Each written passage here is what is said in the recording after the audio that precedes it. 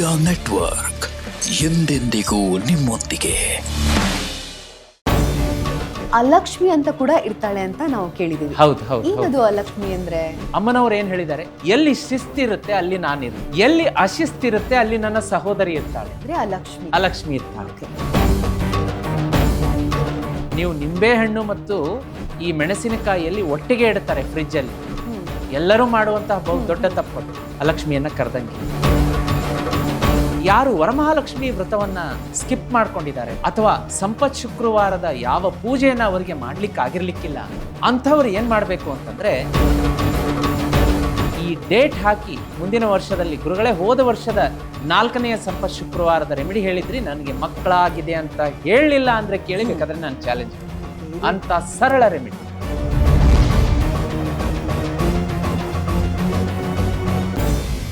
ನಮಸ್ಕಾರ. ಜೀತ್ ಮೀಡಿಯಾ ನೆಟ್ವರ್ಕಿಗೆ ತಮ್ಮೆಲ್ಲರಿಗೂ ಸ್ವಾಗತ ಸುಸ್ವಾಗತ. ನಾನು ಸಂಧ್ಯಾ ಭಟ್.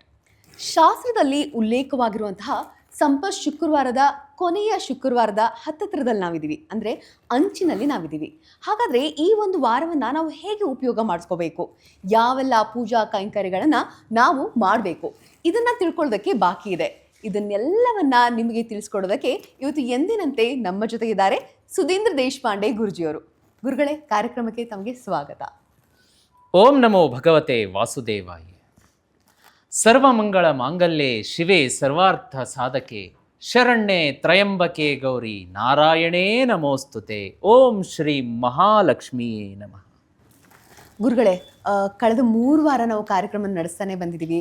ಒಳ್ಳೆ ರೆಸ್ಪಾನ್ಸ್ ನಮಗೆ ಸಿಗ್ತಾ ಇದೆ. ಪೂಜೆ ಮಾಡಿದವರು ನಮಗೆ ಒಳ್ಳೇದಾಗ್ತಾ ಇದೆ ಅಂತ ಆಲ್ರೆಡಿ ಹೇಳ್ತಾ ಇದ್ದಾರೆ, ಶ್ರೀಚಕ್ರವನ್ನು ಪೂಜೆ ಮಾಡ್ಕೊಂಡವರು. ಸೊ ಇವಾಗ ನಾವು ಇನ್ನೇನು ಅಂಚಿನಲ್ಲಿ ಬಂದ್ಬಿಟ್ಟಿದ್ದೀವಿ, ಇನ್ನು ಕೊನೆ ಒಂದೇ ಒಂದು ವಾರ ಇರೋದು. ಈ ಒಂದು ವಾರ ನಾವು ಯಾವ ರೀತಿಯಾಗಿ ಪೂಜೆಯನ್ನು ಮಾಡ್ಕೋಬೇಕು? ಹೌದು, ತುಂಬ ಒಳ್ಳೆ ಪ್ರಶ್ನೆ ಕೇಳಿದ್ರಿ. ಯಾಕೆಂದರೆ ಈ ಸಂಪತ್ ಶುಕ್ರವಾರ, ಮೊದಲನೇ ಶುಕ್ರವಾರ, 2ನೇ ಶುಕ್ರವಾರ ನಾವು ವರಮಹಾಲಕ್ಷ್ಮಿ ವ್ರತದ ಬಗ್ಗೆ ಮಾಡಿದ್ವಿ. ಇನ್ನು 3ನೇ ಶುಕ್ರವಾರ ಕೂಡ ಸಂಪತ್ ಶುಕ್ರವಾರ, ಮತ್ತು ಕೊನೆಯದಾಗಿ ಇದು 4ನೇ ಶುಕ್ರವಾರದ ಪಾಡ್ಕಾಸ್ಟ್ ಮಾಡ್ತಾ ಇದ್ದೀವಿ. ಇಲ್ಲಿ ಒಂದು ಮೇಜರ್ ಪ್ರಶ್ನೆ ಏನು ಎಲ್ಲರಿಗೂ ಕಾಡುತ್ತೆ ಸುಮಾರು ಜನ ವೀಕ್ಷಕರಿಗೆ ಅಂದರೆ, ವರಮಹಾಲಕ್ಷ್ಮಿ ಹಬ್ಬಕ್ಕೆ ಏನಾದರೂ ಉದ್ಯಾಪನೆ ಏನಾದರೂ ಇದೆಯಾ? ಇಷ್ಟೇ ವರ್ಷ ಮಾಡಿ ಅದನ್ನು ಅಂತ್ಯಗೊಳಿಸ್ಬೇಕಾ ಅಥವಾ ಕಂಟಿನ್ಯೂಸ್ ನಾವು ಮಾಡಬಹುದಾ? ಸಾಕಷ್ಟು ಪ್ರಶ್ನೆಗಳು ಕಾಡ್ತಾ ಇರುತ್ತೆ.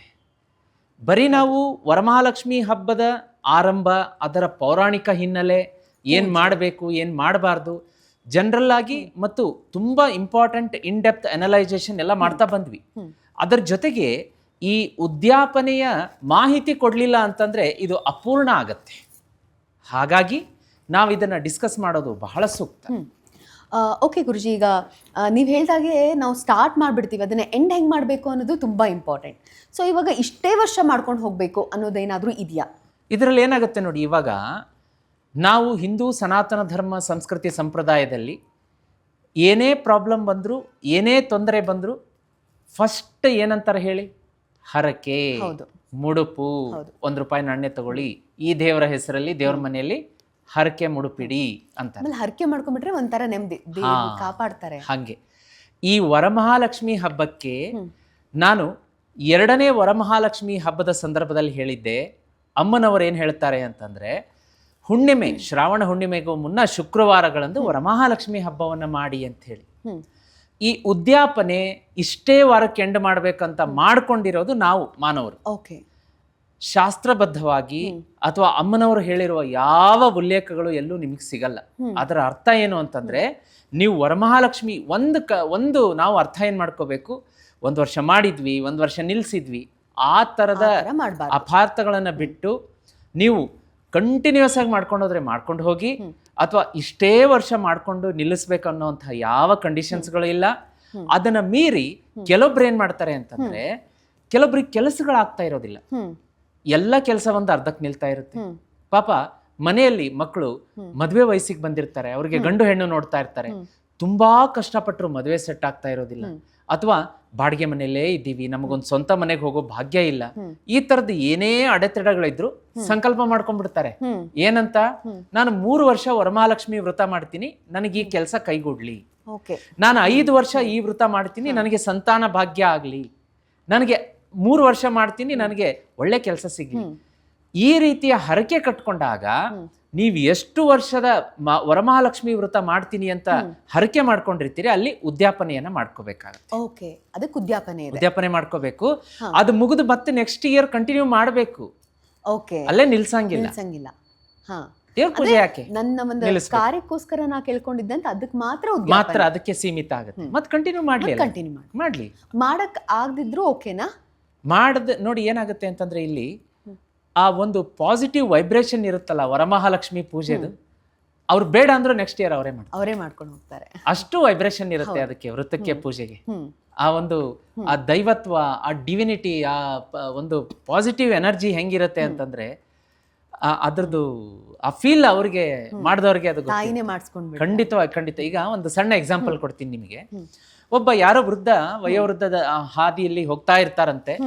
ಆವಾಗ ಮೊದಲು 1-2 ಕಿಲೋಮೀಟರ್ ಅವರಿಗೆ ಒಂದು ಏನೂ ಇಲ್ಲ, ಎಲ್ಲ ಒಂಥರ ಮರಳುಗಾಡು ವಾತಾವರಣ. ಇನ್ನು ಮುಂದೆ ಬಂದ್ರು ಒಂದ್ ಸ್ವಲ್ಪ ಏನೋ ನದಿ ವಾತಾವರಣ ಬಂತು. ಇನ್ನೊಂದ್ ಚೂರು ಮುಂದೆ ಬಂದ್ರು, ಅಲ್ಲಿ ಘಮ್ಮೆನ್ನಿಸುವ ಮಲ್ಲಿಗೆ ಹೂವಿನ ತೋಟ, ಸುಮಧುರ ವಾಸನೆ, ಎಲ್ಲ ಒಂದು 20-30 ಎಕರೆ ದೊಡ್ಡ ಮಲ್ಲಿಗೆ ಹೂವಿನ ತೋಟ. ಆಮೇಲೆ ಅವ್ರು ಪಾಸ್ ಆಗ್ತಾರಂತೆ, ಮತ್ತೆ ಅದೇ ವಾತಾವರಣ ಮರುಭೂಮಿದು. ಬಟ್ ಅವರ ಮೈಂಡ್ ಅಲ್ಲಿ ಹೆಚ್ಚು ರೀಕಾಲ್ ಆಗುವಂತದ್ದು ಆ ಮಲ್ಲಿಗೆ ಹೂವಿನ ಸುವಾಸನೆ. ಇಷ್ಟು ನಾನು ನಡೀತಾ ಇದ್ದೀನಿ ಅದಲ್ಲಿ ಉಳಿತು ಅಂತ ಹೇಳಿ. ಹಂಗೆ ಈ ದೈವತ್ವ ಅನ್ನುವಂಥದ್ದು ಏನು ಅಂತಂದ್ರೆ ಅದನ್ನ ನೀವು ಸಪ್ತಚಕ್ರಕ್ಕೆ ನೀವು ಅದನ್ನ ಆಹ್ವಾನ ಮಾಡಿಕೊಂಡು ಅದಕ್ಕೆ ನಾವು ಶರಣ ಆದ್ರೆ ಪೂಜೆ ಪುನಸ್ಕಾರಗಳನ್ನ ನಾವು ಮುಂದುವರಿಸ್ತಾ ಹೋಗ್ತೀವಿ. ಅದು ಎಲ್ಲೂ ಎಂಡ್ ಆಗಲ್ಲ ಅದು. ಓಕೆ ಗುರುಜಿ, ನಾವು ಈಗ ಕಳೆದ ವಾರಗಳೆಲ್ಲ ಲಕ್ಷ್ಮಿ ಬಗ್ಗೆ ಹೇಳ್ತಾನೆ ಇದ್ದೀವಿ. ಏನು ಮಾಡ್ಕೊಂಡ್ರೆ ಒಳ್ಳೆಯದು, ಪೂಜೆ ಆಗಿರ್ಬೋದು, ವರಮಹಾಲಕ್ಷ್ಮಿ ಹೇಗೆ ಮಾಡ್ಕೋಬೋದು ಈ ಥರ. ಬಟ್ ಅಲಕ್ಷ್ಮಿ ಅಂತ ಕೂಡ ಇರ್ತಾಳೆ ಅಂತ ನಾವು ಕೇಳಿದ್ದೀವಿ. ಏನದು ಅಲಕ್ಷ್ಮಿ ಅಂದರೆ? ಹೌದು, ಇಲ್ಲಿ ಈ ಅಲಕ್ಷ್ಮಿದು ತುಂಬಾ ಒಳ್ಳೆಯ ಇಂಪಾರ್ಟೆಂಟ್ ಇನ್ಫಾರ್ಮೇಶನ್ ಇದೆ. ಅದನ್ನು ಕೂಡ ನಾನು ಕೊಡ್ತೀನಿ. ಈ ಉದ್ಯಾಪನೆಯ ಬಗ್ಗೆ ನಾವು ಡಿಸ್ಕಸ್ ಮಾಡ್ತಾ ಇದ್ದೀವಿ. ಉದ್ಯಾಪನೆಯ ಕ್ರಮವನ್ನು ನಾನು ಹೇಳ್ಬಿಡ್ತೀನಿ. ಉದ್ಯಾಪನೆ ಅಂತ ಹೇಳಿ ಇದನ್ನ ಸರಳ ಭಾಷೆಯಲ್ಲಿ ಹೇಗೆ ಹೇಳ್ಬೋದು ಅಂತಂದ್ರೆ ಪದವಿ ಪ್ರದಾನ ಸಮಾರಂಭ ಅಂತ ಹೇಳಿ ಕರಿಬಹುದು. ಇದನ್ನ ಗ್ರಾಜುಯೇಷನ್ ಡೇ ಅಂತ ಹೇಳಿ ಎಲ್ಲ ಆಯ್ತು ಮುಗೀತು ಅಂತ ಹೇಳಿ. ವಿಶೇಷವಾಗಿ ಉದ್ಯಾಪನೆಯ ದಿನ ಬ್ರಾಹ್ಮಣ ದಂಪತಿಗಳಿಗೆ ಅಥವಾ ಮುತ್ತೈದೆಯರಿಗೆ ಭೋಜನ ಮಾಡಿಸ್ಬೇಕಂತೆ. ಸೀರೆ, ಕುಪ್ಪಸ, ಅರಿಶಿಣ, ಕುಂಕುಮ, ಬಳೆ ದಾನ ಮಾಡುವಂತಹ ಪದ್ಧತಿ ಇದೆ. ಸಂಪತ್ ಗಡಿಗೆಯನ್ನ ಕೂಡ ದಾನ ಮಾಡುವಂತಹ ಪದ್ಧತಿ. ಆದರೆ ನಾನು ಹೇಳಿದ ಪ್ರಕಾರ ದಂಪತಿಗಳಿಗೆ ಒಂದು ದಾಂಪತ್ಯದಲ್ಲಿ ಮಧುರತೆ ಬರಬೇಕು ಅಥವಾ ಸಾಲ ತೀರ್ಬೇಕು ಅಂತ ಏನು ಸಂಪತ್ ಗಡಿಗೆ ಮಾಡ್ಕೊಂಡಿರ್ತೀರಿ ಸಣ್ಣದು, ಅದನ್ನ ದಾನ ಮಾಡಿಬಿಡಬೇಡಿ. ನೀವು ದಾನಕ್ಕೋಸ್ಕರ ಸಪರೇಟ್ ಸಂಪತ್ತು ಗಡಿಗೆ ಮಾಡ್ಕೊಂಡು. ಸಂಪತ್ ಗಡಿಗೆ ಅಂದ್ರೆ ಏನು? ಸಂಪತ್ ಗಡಿಗೆ ಅಂತಂದ್ರೆ ನಿಮಗೆ ಮಣ್ಣಿನ ಗಡಿಗೆಯನ್ನ ತಗೋಬೇಕಾಗತ್ತೆ. ಅದ್ರ ಬಗ್ಗೆನೂ ಕೂಡ ನಾನು ವಿಶೇಷವಾಗಿ ಲೈವ್ ಅಲ್ಲಿ ಹೇಳಿದ್ದೀನಿ ಆಲ್ರೆಡಿ. ಮಾಡಿಕೊಂಡು ಅದರ ಮೇಲೆ ಚಿತ್ತಾರದ ಒಂದು ರಂಗೋಲಿ ಅದನ್ನೆಲ್ಲ ಬರೆದು ಅದರ ಒಳಗಡೆ ಕೆಲವೊಂದು ಭಾಗಗಳಲ್ಲಿ ಕೆಲವೊಂದು ವಸ್ತುಗಳು, ಧಾನ್ಯಗಳು, ಈಗ ನೀವು 2ನೇ ವರಮಹಾಲಕ್ಷ್ಮಿ ಸಂಚಿಕೆಯಲ್ಲಿ ಹೇಳ್ತಾ ಇದ್ರಿ, ಒಳಗಡೆ ಕವಡೆಯನ್ನ ಹಾಕ್ತಾರೆ, ಗೋಮತಿ ಚಕ್ರವನ್ನ ಹಾಕ್ತಾರೆ, ಹಳದಿ ಕವಡೆ, ಬಿಳಿದು ಅಂತ ಹೇಳಿ ಕೆಲವೊಂದು ಲಕ್ಷ್ಮೀಕಾರಕ ವಸ್ತುಗಳನ್ನ ಹಾಕಿ, ಈಗ ಹೇಗೆ ನಾವು ಈ ಪಿಗ್ಗಿ ಬ್ಯಾಂಕ್ ಅಂತ ಬರುತ್ತೆ, ಹಣವನ್ನ ಈ ಮಕ್ಕಳಿಗೆ ಇದನ್ನ ಮಾಡ್ತಾ ಇರ್ತಾರೆ. ಇಟ್ ಈಸ್ ನಥಿಂಗ್ ಬಟ್ ಅದು ಅದ ಹೆಸರಲ್ಲೇ ಇದೆಯಲ್ಲ ಸಂಪತ್ ಗಡಿಗೆ. ಅದರಲ್ಲಿ ಹಾಕ್ಬಿಟ್ಟು ಅದನ್ನ ಬರೀ ಒಂದು ದುಡ್ಡಿಗೆ ಅಂತ ನಾವು ಮಾಡ್ತಾ ಇಲ್ಲ. ಆ ದಾಂಪತ್ಯದಲ್ಲಿ ವಿರಸ ಇದೆ, ಸರಿ ಮಾಡ್ಬೇಕು ಅಂದ್ರೂ ಕೂಡ ಅದರ ಮೇಲಿನ ಒಂದು ಗೆಜ್ಜೆ ವಸ್ತ್ರವನ್ನು ಹಾಕಿ ಬೆಡ್ರೂಮ್ ಅಲ್ಲಿ ಇಟ್ರೆ ದಂಪತಿಗಳ ಜಗಳ ಕಡಿಮೆ ಆಗುತ್ತೆ. ಒಂದೊಂದಕ್ಕೆ ನೀವು ಅದನ್ನ ತಿಜೋರಿಯಲ್ಲಿ ಇಟ್ರೆ ಹಣ ಆಕರ್ಷಣೆ ಮಾಡುತ್ತೆ. ಅಂತ ಸಂಪತ್ತು ಗಡಿಗೆ ದೇವ್ರ ಕೋಣೆಯಲ್ಲೂ ಇಡ್ಬೋದು. ಒಂದು ಸಂಪತ್ತು ಗಡಿಗೆ ಸಣ್ಣದು, ಜಾಸ್ತಿ ದೊಡ್ಡದು ಬೇಡ, ಯಾಕಂದ್ರೆ ವರ್ಷ ಪೂರ್ತಿ ಇಡ್ಬೇಕಲ್ವಾ. ಆ ಸಂಪತ್ತು ಗಡಿಗೆಗಳನ್ನ ಒಂದು 4-5 ಸಂಪತ್ತು ಗಡಿಗೆ ಎಕ್ಸ್ಟ್ರಾ ಇಟ್ಕೊಂಡಿರ್ತಾರೆ. ಬಂದವರಿಗೆ ಮುತ್ತೈದೆಯರಿಗೆ ದಾನ ಕೊಡ್ಬೇಕು ಅಂತ ಸಪ್ರೇಟ್ ಆಗಿ ಇಟ್ಟಿದ್ದು ಅವ್ರಿಗೆ ಕೊಡಿ. ನೀವು ಸಂಕಲ್ಪ ಮಾಡಿ ಇಟ್ಟಿರ್ತೀರಲ್ಲ ಅದನ್ನ ಕೊಡಬೇಡಿ. ಮತ್ತೆ ಅದು ತಿರ್ಗಾ ನಾವು ಹಳೆ ಪಾಡ್ಕಾಸ್ಟ್ ಅಲ್ಲಿ ಹೇಳ್ದಂಗೆ ನಮ್ಮನೆ ಸಂಪತ್ತನ್ನ ಬೇರೆಯವ್ರಿಗೆ. ಕರೆಕ್ಟ್, ಆ ತರ ಆಗುತ್ತೆ. ಅದಕ್ಕೋಸ್ಕರ ಅದ್ರ ಬಗ್ಗೆ ಜಾಗೃತಿಯಾಗಿರ್ಬೇಕು. ಉದ್ಯಾಪನೆಯ ನಂತರ ನೋಡಿ, ಇಲ್ಲಿ ವೃತವನ್ನ ನಿಲ್ಲಿಸಬಾರ್ದು ಅಂತ ಹೇಳ್ತಾರೆ. ಯಾಕೆ ಇದನ್ನ ನಮ್ಮ ಹಿರಿಯರು ಒತ್ತಿ ಒತ್ತಿ ಹೇಳ್ತಾರೆ? ಉದ್ಯಾಪನೆಯ ನಂತರ ಮತ್ತೆ ವರಮಹಾಲಕ್ಷ್ಮಿ ವ್ರತವನ್ನ ಮುಂದುವರಿಸಬೇಕು ಅಂತ ಹೇಳಿ ನೋಡಿ. ಒಂದು ಚಕ್ರ ಕಂಪ್ಲೀಟ್ ಆದ ತಕ್ಷಣ ಮತ್ತೆ ಅದು ಉರುಳಿದಾಗ ತಾನೇ ಜೀವನ ಮುಂದೆ ಹೋಗುವಂಥದ್ದು. ಅವರ ಆಲೋಚನೆ ಹೆಂಗಿತ್ತು ಅಂತಂದ್ರೆ, ಒಳ್ಳೇದಾಯ್ತಪ್ಪ, ಅದೇನೋ ಅಂತಾರಲ್ಲ, ಈಗ ಹೊಟ್ಟೆ ತುಂಬಿದವ್ರಿಗೆ ಹಾಸಿಗೆ ಹಾಸ್ಕೊಟ್ರು ಅನ್ನೋ ಹಾಗೆ ಗಡದ್ದಾಗಿ ನಿದ್ದೆ. ಇಲ್ಲಿ ಪೂಜೆಯಿಂದ ನನಗೆ ಸಂತಾನ ಪ್ರಾಪ್ತಿ ಆಯ್ತು, ವೃತ್ತದ ಫಲ ಸಿಕ್ತು, ಸಾಕು. ಇನ್ಮೇಲೆ ದೇವ್ರ ಕಡೆ ಅವ್ರು ತಿರುಗಿ ನೋಡೋದಿಲ್ಲ. ಹೌದು, ಅದು ಆಗ್ಬಾರ್ದು. ಅದಕ್ಕೋಸ್ಕರ ಅವ್ರನ್ನ ಮೋಟಿವೇಟ್ ಮಾಡಿ ಅದನ್ನ ಮಾಡಿ. ದೇವ್ರದ್ ಮಾಡಿದ್ರೆ ಕೆಟ್ಟದ್ದೇನಲ್ಲ, ಒಳ್ಳೇದೇ ಆಗುತ್ತೋ ಅನ್ನೋದಕ್ಕೋಸ್ಕರ ಅದು ವೃತ್ತ ಸಂಪ್ರದಾಯವನ್ನ ಮುಂದುವರಿಸಿ ಅಂತ ಹೇಳಿ ಮೋಟಿವೇಶನ್ ಮಾಡಿದ್ದಾರೆ. ಬಿಟ್ರು ಏನು ತಪ್ಪಿಲ್ಲ, ಉದ್ಯಾಪನೆ ಮಾಡಿ ನೆಕ್ಸ್ಟ್ ಇಯರ್ ಮಾಡದೇ ಇದ್ರು ಏನು ತಪ್ಪಿಲ್ಲ. ಆದ್ರೆ ಒಳ್ಳೇದೇ ಮಾಡ್ಕೊಂಡು ಹೋದ್ರೆ ಹೆಚ್ಚು ಹೆಚ್ಚು ಹೆಚ್ಚು ಒಳ್ಳೇದಾಗುತ್ತೆ. ಯಾಕೆ ಬಿಡ್ಬೇಕು? ಒಳ್ಳೇದ ಕಡ್ಡಾಯವಾಗಿ ಅಮ್ಮನವರು ಲಕ್ಷ್ಮಿ ಏನು ಹೇಳಿರುವಂತಹದ್ದಿಲ್ಲ, ಆದ್ರೆ ಮಾಡಿದ್ರೆ ಬಹಳ ಶ್ರೇಷ್ಠ.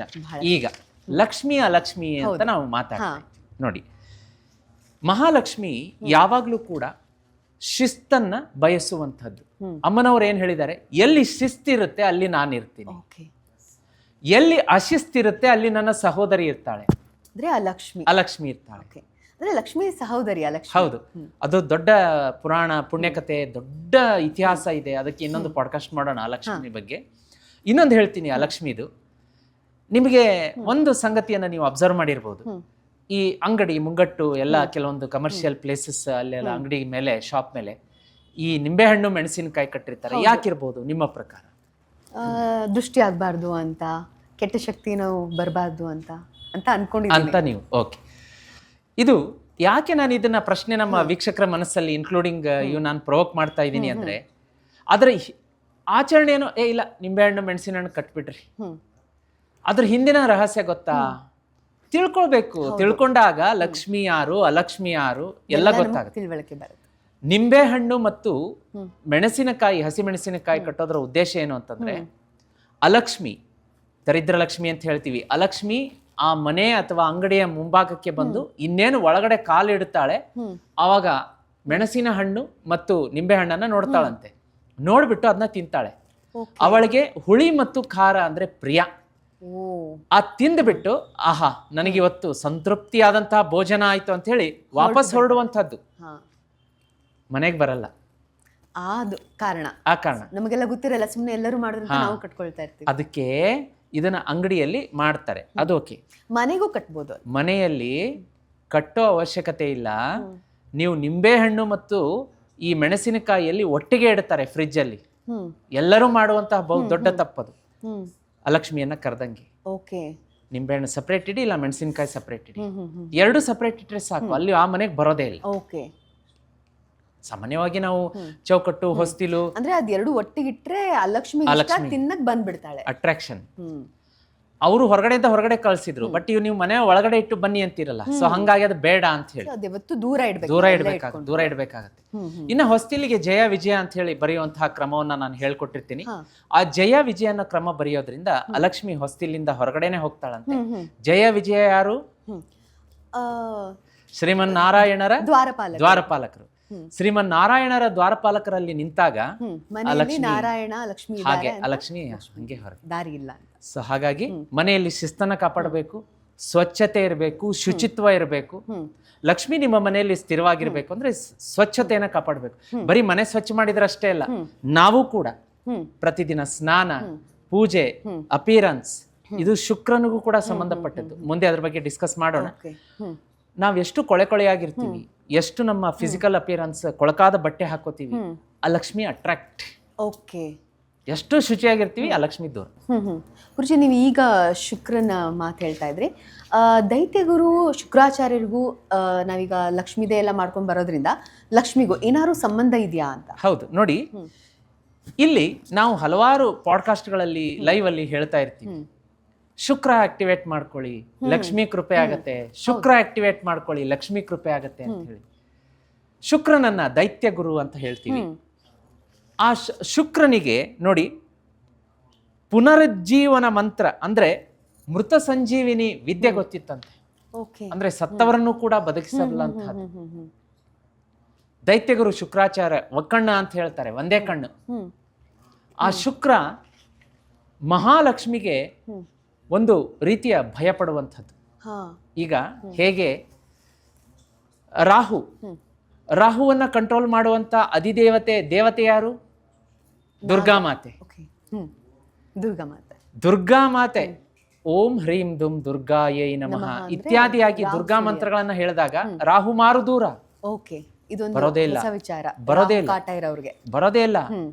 ನೀವು ಪ್ರತಿ ಮಂಗಳವಾರ ಶುಕ್ರವಾರ ಪುಟ್ಟದಾದ ಮಂತ್ರ ಇದು, ಆರಾಮ್ಸೆ ಹೇಳ್ಕೋಬಹುದು ಯಾರು ಬೇಕಾದ್ರೂ. ಹೌದು, ಪ್ರತಿ ಮಂಗಳವಾರ ಶುಕ್ರವಾರ ನೀವು ದುರ್ಗಾದೇವಿ ದೇವಸ್ಥಾನಕ್ಕೆ ಹೋಗಿ ಕುಂಕುಮಾರ್ಚನೆ ಮಾಡಿಸಿದ್ರೆ ರಾಹುಕಾಟ ದೂರ. ಹೀಗೆ ಈ ಶುಕ್ರ ಯಾರು ಅಮ್ಮನವರನ್ನ ಆರಾಧನೆ ಮಾಡ್ತಾರೆ ಅವರಿಗೆ ಬಹಳ ಕೃಪಾ ಕಟಾಕ್ಷ. ಇಲ್ಲಪ್ಪ, ಅಮ್ಮನವ್ರನ್ನ ಆರಾಧನೆ ಮಾಡ್ತಾರೆ, ಇವರಿಗೆ ನನ್ನ ಕಾಟ ಕೊಡಬಾರ್ದು. ಅದ್ರ ಜೊತೆಗೆ ಶುಕ್ರನನ್ನ ಯಾರು ಆಕ್ಟಿವೇಟ್ ಮಾಡ್ಕೊಳ್ಳೋದಕ್ಕೆ ಟ್ರೈ ಮಾಡ್ತಾರೆ ಕೆಲವೊಂದು ವಸ್ತುಗಳ ಮುಖಾಂತರ, ಅದು ಮಹಾಲಕ್ಷ್ಮಿಗೂ ಕೂಡ ಪ್ರೀತಿ ಅಂತ ಹೇಳ್ತಾರೆ.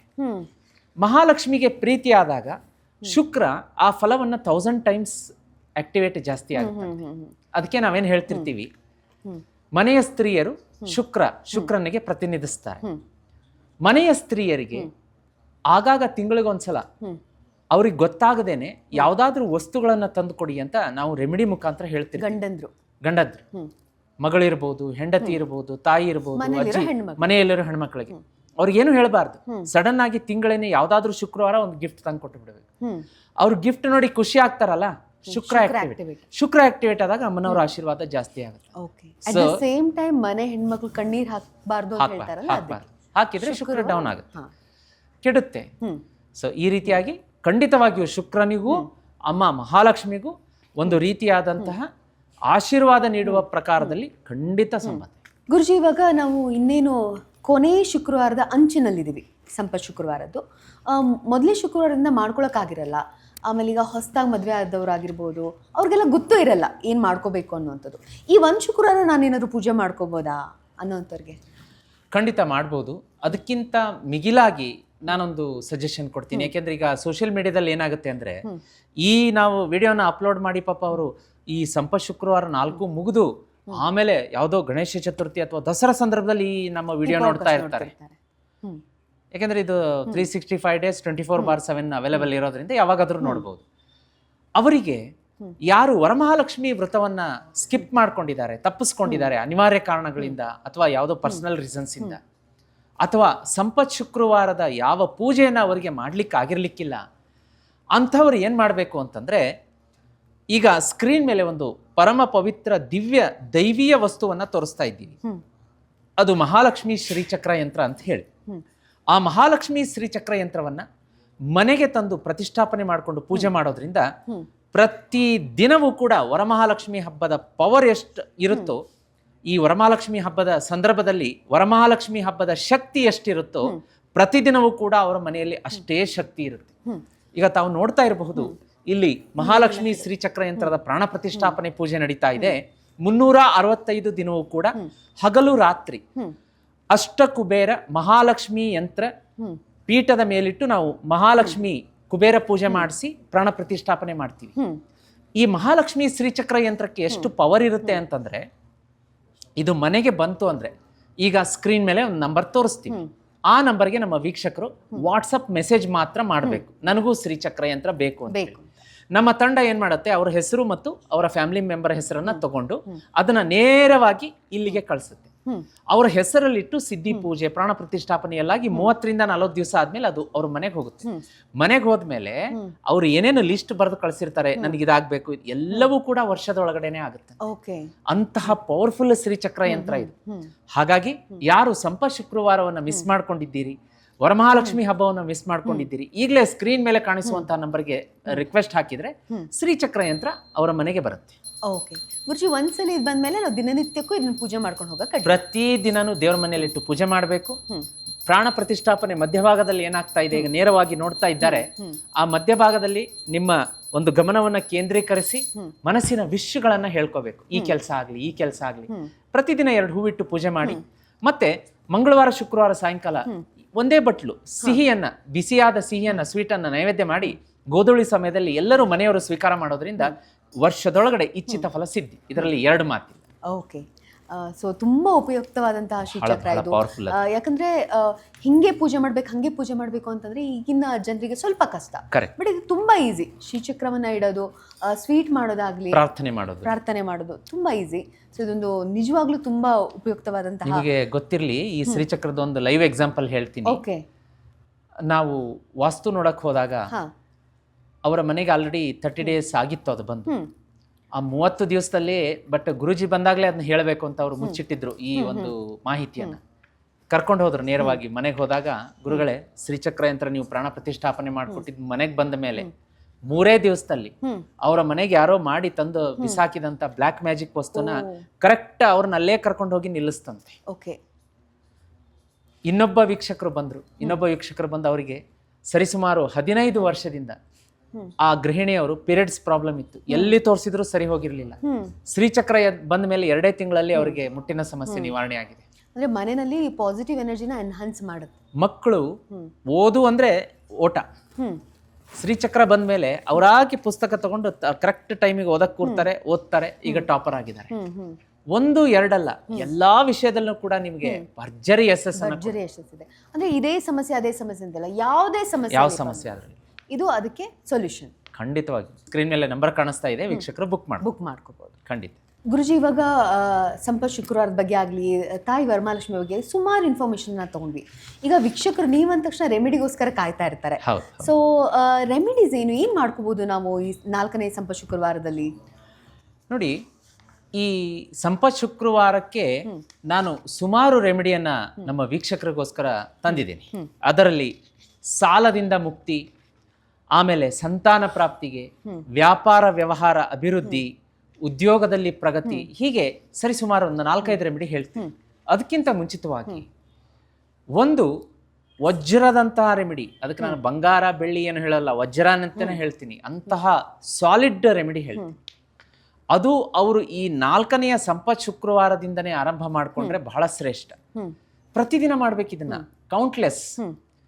ಪುರುಷರಾದರೆ ತಮ್ಮ ಬಲಗೈ ಶುಕ್ರ ಪರ್ವತ, ಸ್ತ್ರೀಯರಾದರೆ ತಮ್ಮ ಎಡಗೈ ಶುಕ್ರ ಪರ್ವತ.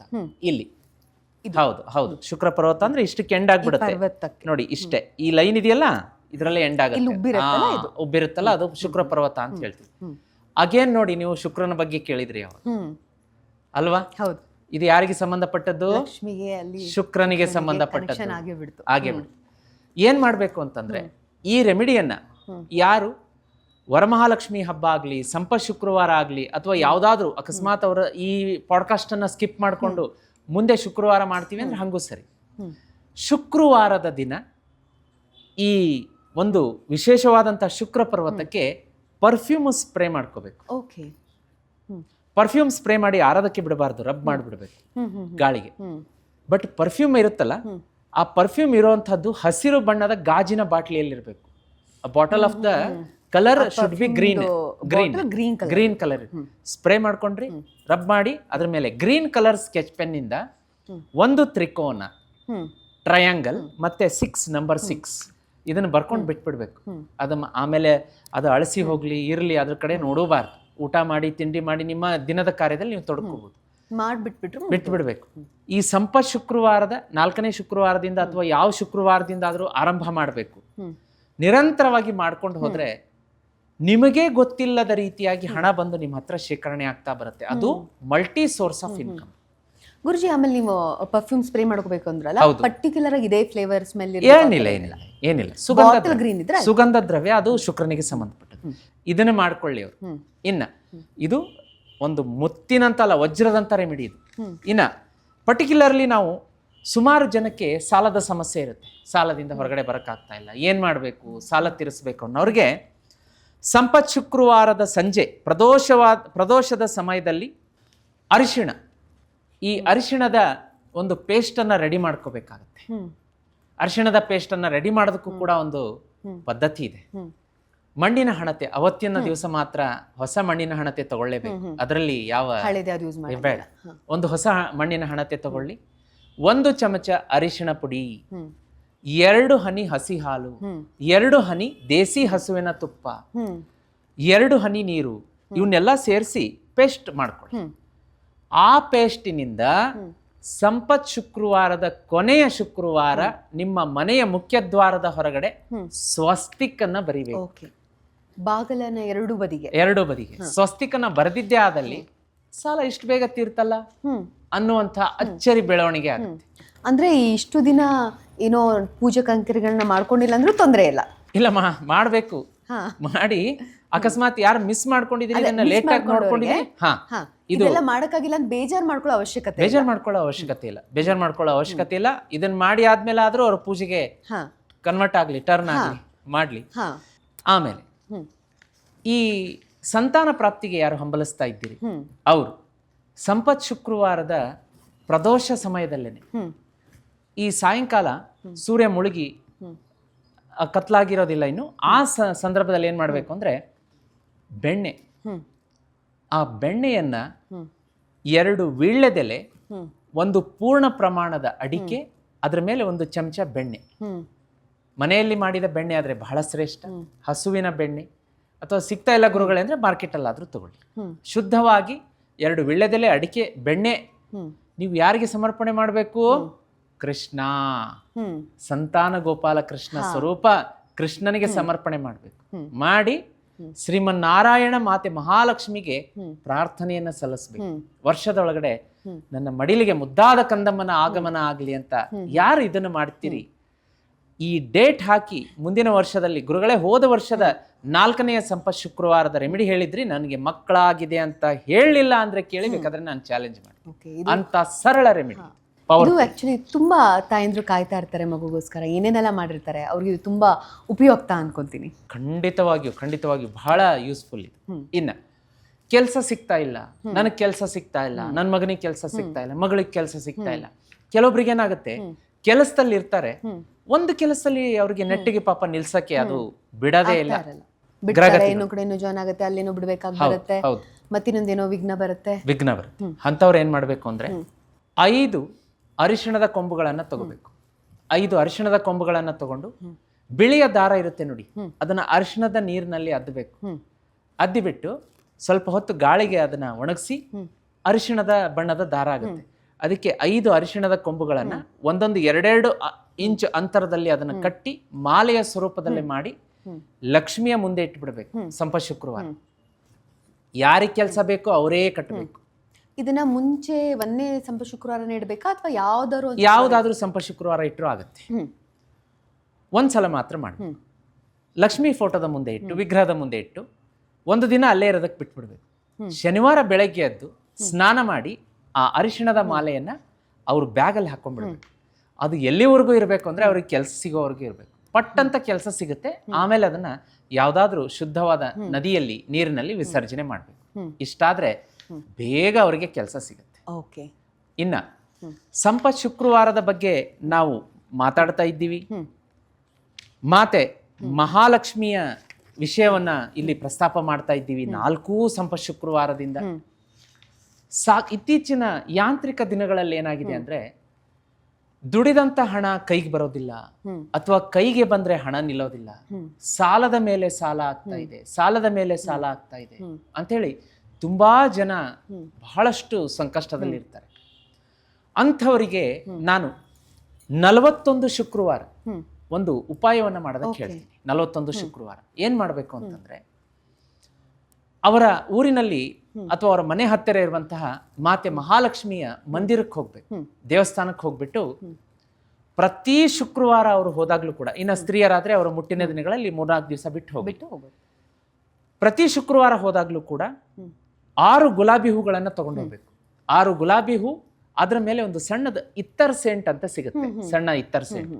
ಪ್ರತಿ ಶುಕ್ರವಾರ ಒಂದು ಇಷ್ಟು ಸಣ್ಣ ಹೊಸ ಇತ್ತರ್ ಸೆಂಟ್ ಬಾಟಲ್ ತಗೊಳ್ಳೇಬೇಕು, ಅದನ್ನು ದೇವಸ್ಥಾನಕ್ಕೆ ಕೊಡ್ಬೇಕು. 41 ಶುಕ್ರವಾರ 41 ಶುಕ್ರವಾರ ಕೂಡ ಆ ಗುಲಾಬಿ ಹೂವಿನ ಮೇಲೆ ಒಂದೊಂದು ಹನಿ ಇತ್ತರ್ ಸೆಂಟ್ ಹಾಕಿ, ಆಮೇಲೆ 6 ಗುಲಾಬಿ ಹೂವು ಅದ್ರ ಮೇಲೆ ಸೆಂಟ್ ಹಾಕಿ, ಅದರ ಜೊತೆಗೆ ಬಿಳಿ ಕಲ್ಲು ಸಕ್ಕರೆ ಅಂತ ಸಿಗುತ್ತೆ, ಕರ್ಣೆ ಸಕ್ಕರೆ, ಅದೊಂದು ಸ್ವಲ್ಪ ಕರ್ಣೆ ಸಕ್ಕರೆ ಅಂಗಡಿಯಿಂದ ತಗೋಬೇಕು.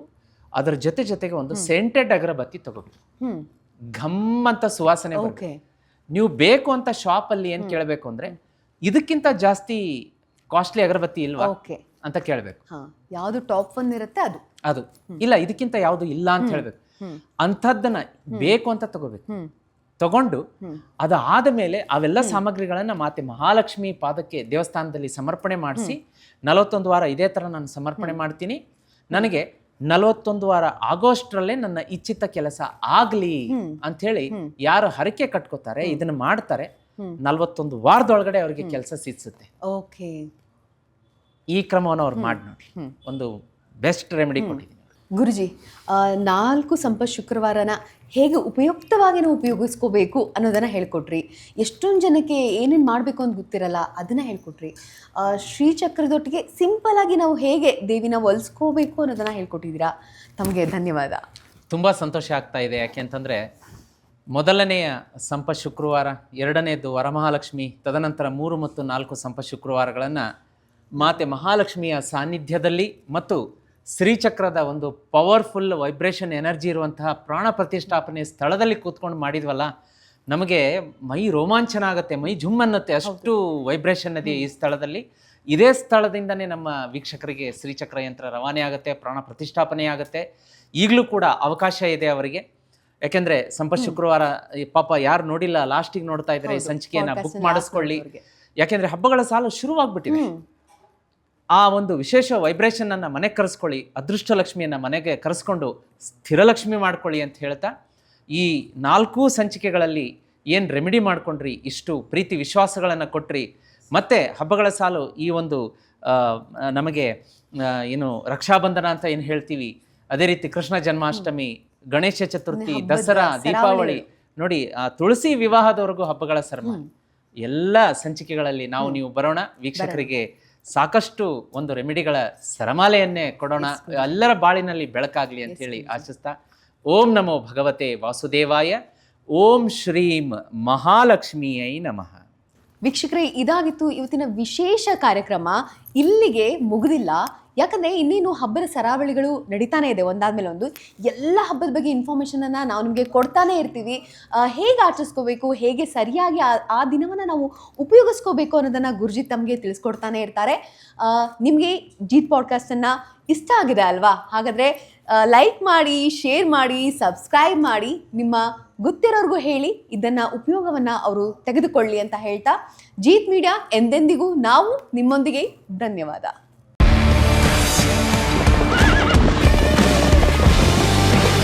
ಜೀತ್ ಮೀಡಿಯಾ ನೆಟ್ವರ್ಕ್ ಎಂದೆಂದಿಗೂ ನಿಮ್ಮೊಂದಿಗೆ.